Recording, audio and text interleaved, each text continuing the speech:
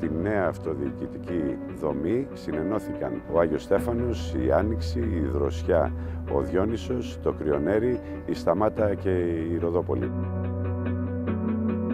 Ο καλλικρατικός Δήμος Διονύσου κατοικείται από αρχαιοτάτα. Η δομή της αρχαίας πόλης κράτους ήταν ένα αστικό κέντρο και την χώρα.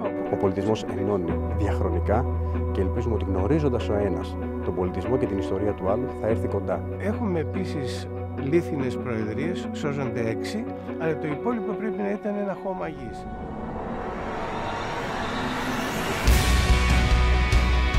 Ένα παλιό λατομείο, ένα από τα δύο που λειτουργούσαν στα τέλη του 19ου αιώνα.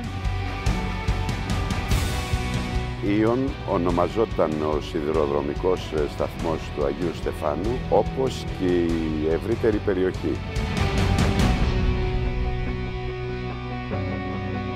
Το αγροδασόκτημα Σταμάτα Διόνυσος εκτεινόταν από την κορυφή της Πετρέλου.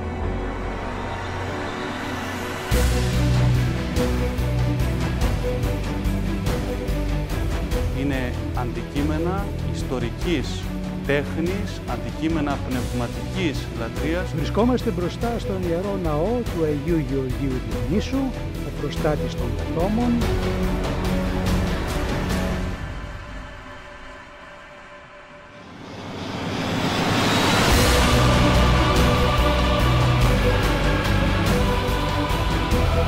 Πίσω μου είναι τα θερινά ανάκτορα του κτήματος Στατοίου, τα οποία χτίστηκαν το 1884.